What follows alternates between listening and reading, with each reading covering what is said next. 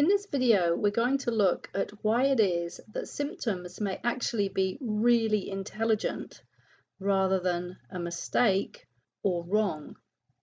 And as I've learnt over the years, the body is far too intelligent to make mistakes.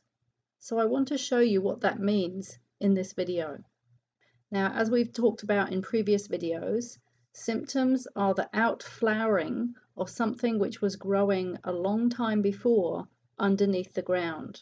It was hidden, it was unseen, it was like the roots growing in the ground, and you don't see anything growing for some time, and then all of a sudden the plant starts to grow above the ground and it flowers.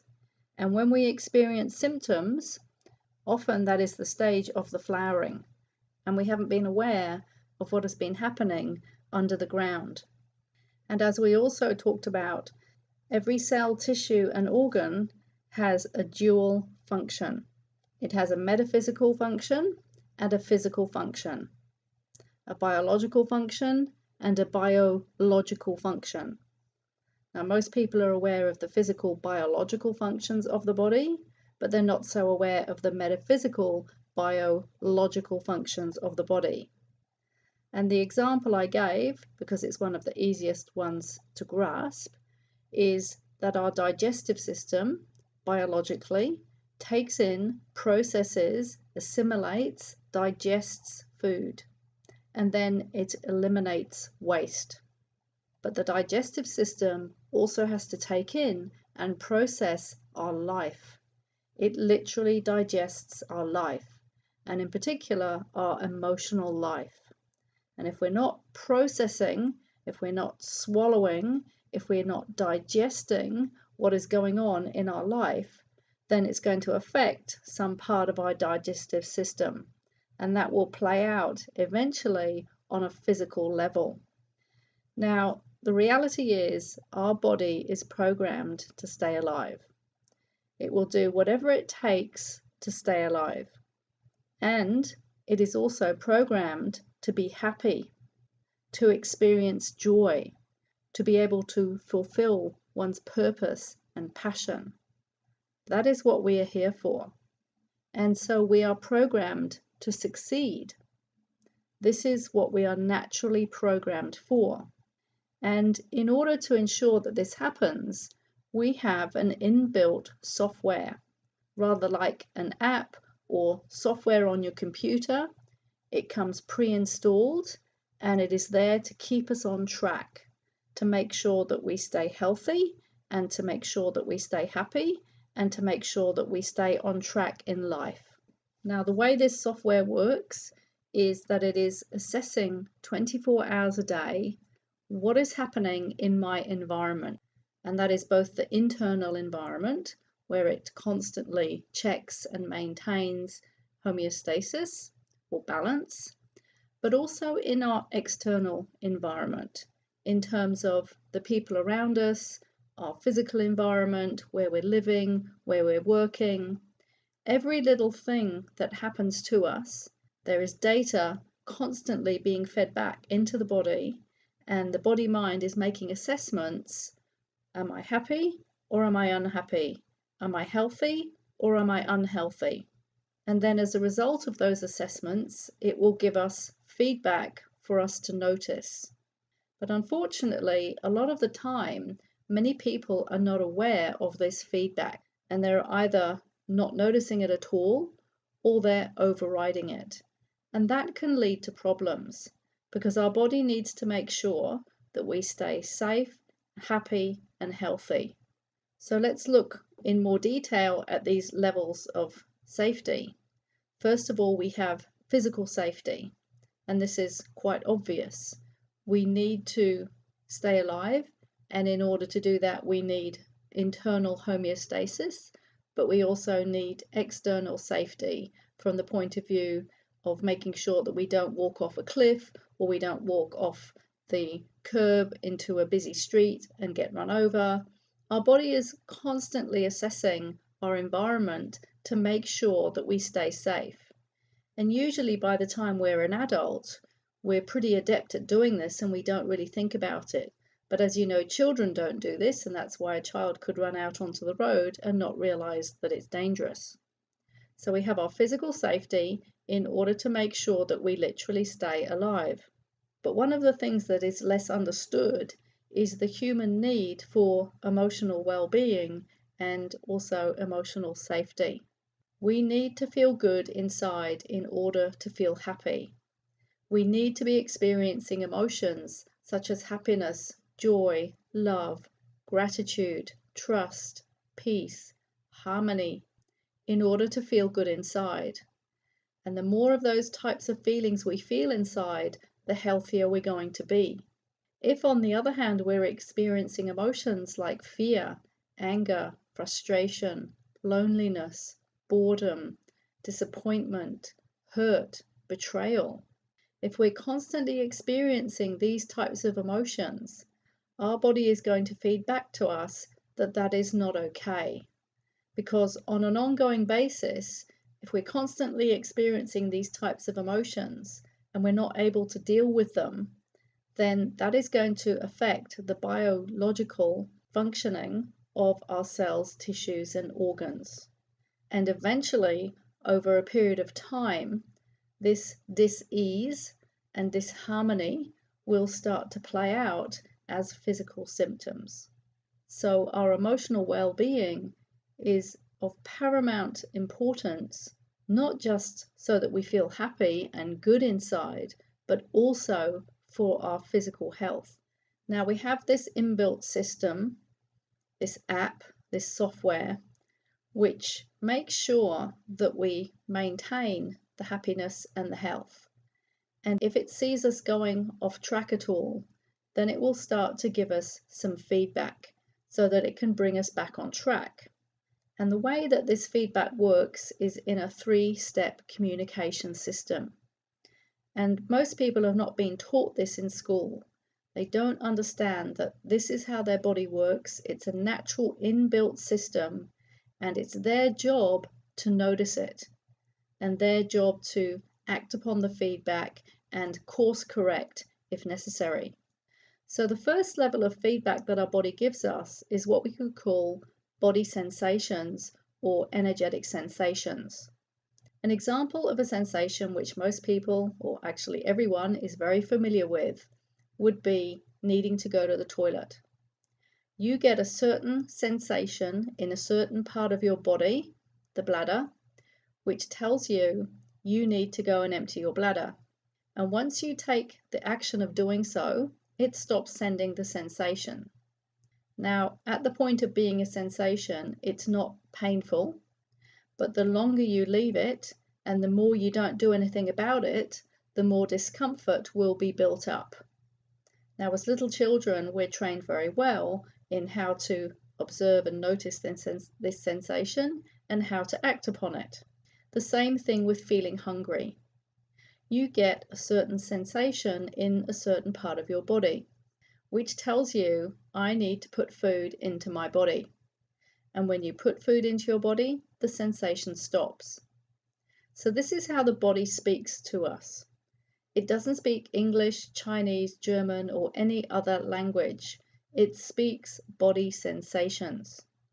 And with the examples that I've given, most people are obviously pretty aware of what those sensations are because they've been trained very well from an early age by their parents to notice them, and so they know how to notice this feedback and to act upon it. However, there are many other sensations which our body sends us which people are not aware of, and they're not taking constructive action, and that creates problems. So there's a saying that most people are familiar with of having a gut sensation or a gut feeling. I had a gut feeling I should have done or not done XYZ. Now that is also body feedback, and it's coming from what we call the gut brain.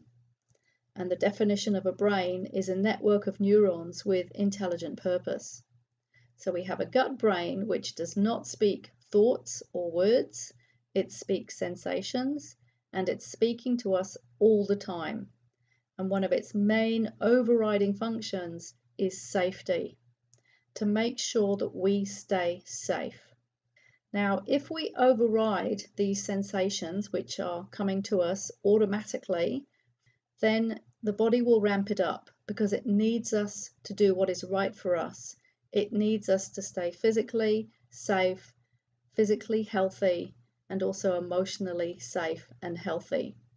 And if we miss the gut sensations or any other sensations coming from inside the body, it will ramp it up to level 2.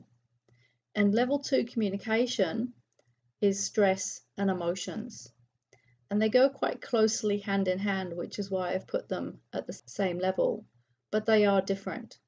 So stress is when the body goes into the sympathetic nervous system stress, fight, flight response, or SNS, or as I like to call it, SOS, where our body gets ready to deal with a danger. And the body feels like there is some threat to its well-being or to its very life. And so it will immediately flick on the stress response. And when that happens, many different systems inside the body start to work differently. For example, the blood flows from the digestive system to the limbs so that we can run quickly. There are many, many changes that happen inside the body when the stress response is turned on, and that is to ensure our survival and to make sure that we stay safe. And that survival response will be turned on if we either have a physical threat or an emotional threat. And the body may also trigger, or will also trigger at this level, emotions. And we're not talking the good feeling emotions like joy and happiness and peace. We're talking the other not so good feeling emotions, which most people label as negative emotions, although there are no negative emotions. Just like a battery, we can have a positive and a negative end of a battery. Neither end is better than the other, they're just different. So negative emotions are triggered, such as anger, fear, frustration, hurt, disappointment, betrayal, loneliness, boredom. And the reason that the body triggers these emotions is to tell us something about something that is happening in our life that we need to attend to, something that it's not happy about, which is why it's sending the unhappy emotions. And it wants us to take note that it's not feeling good about this, and that is its cue to tell you that you need to do something about it. So for example, say you're in a relationship where you're constantly being put down, you're being humiliated, maybe verbal abuse, maybe physical abuse, not treated well, boundaries being overstepped, etc., etc. The body is going to send emotions like frustration, sadness, hurt, disappointment, anger, fear, lots of different emotions. And the reason the body is sending those emotions is it's trying to tell you, I don't feel good and you need to do something about this. And these emotions will come from the gut brain as well as the heart brain. So this is the second level of inner communication, and these emotions come automatically. They're instinctual, they're automatically generated by what we call the body intelligence, and they're sent as feedback to tell us, you've gone off track and I'm sending you this stress and these emotions in order to tell you to get back on track, because I want you to be happy and I want you to be healthy and I want you to be on purpose in your life. Now, if we miss this communication, and many people are missing it, even though it's quite strong, we can train ourselves at a very young age to become used to this feedback and to completely ignore it and just carry on with life. But even though this feedback is being sent and we're missing it, the body is programmed to do its job because it is dedicated to keeping you happy, healthy, and alive. And if you miss taking notice of the feedback for long enough, i.e. the stress and the emotions, it has no other choice but to ramp it up to the third level of communication. And this is a bit like the red light going on your dashboard. And actually the red lights come on already at the stress and emotions level, but now we're really on the double red, if you like, on the dashboard, where the body is really screaming at you, you've gone off track, you need to pay attention, something is not right. And at that point, we then start experiencing symptoms. So we may experience physical symptoms, could be any type of pain or fatigue, or we could experience more what people often call mind symptoms, such as anxiety or depression. They're all symptoms, and they're all symptomatic of the body-mind being out of balance and not being happy in some way. And it's our job to notice this feedback. So I hope by now you can see that when I say that symptoms are intelligent and they're not random and they're not a mistake, you can see why I say this. Symptoms have meaning and purpose, and without them, many of us would not know that something was going amiss inside of us. Many of us wouldn't know that we were off track, that something was wrong. But the body never lies and it never makes a mistake. So it's our job to learn how to interpret the feedback that our body is giving us. And we can learn to do that. And not only learn to interpret it, but learn how to identify the stress and emotions which are sitting beneath the symptoms so that we can self-clear the symptoms and also self-clear the stress and emotions. And that is exactly what I had to do in order to heal myself from a multitude of illnesses, including chronic fatigue, anxiety, depression, back pain, UTIs, allergies, asthma, and more. A whole host of health conditions which I cleared simply by learning how to identify the stress and the emotions which were creating the symptoms, and then how to clear both the symptoms and the stress and the emotions. So at the start, I asked, why are symptoms intelligent? And why would they be a mistake? And do you think the body makes mistakes? So as you can see by now, you may understand why I say symptoms are your friend, they're not your enemy. Most people, when they get symptoms, they just want to get rid of them straight away. And they curse their symptoms. They literally view their symptoms as the enemy, but they're not the enemy. In ancient China, in the ancient art of Aikido, the key to winning the battle was not to fight the enemy. It was to get the enemy on the same side. Healing is not about fighting disease. We hear a lot of words in society when people talk about illness that they have to fight cancer and they have to fight illness. No, we get on the same side. Our symptoms are our friend. And if we try and fight those symptoms, then we just resist and we push away and we don't resolve anything. If we get both parties on the same page and we make friends with them, then we can restore inner harmony. And remember, disease is often a state of dis-ease. So it's our job to work out why our symptoms are here. It's our job to interpret the meaning within the symptoms and the messages within the symptoms. And as I mentioned before in previous videos, the way that I do this is to look at all the picture puzzle pieces of a person's life and piece together the whole picture puzzle to see why is it that the body is creating symptoms. And so again, you can see this is why we heal a person, not a health condition. We heal a whole person's life, not an illness.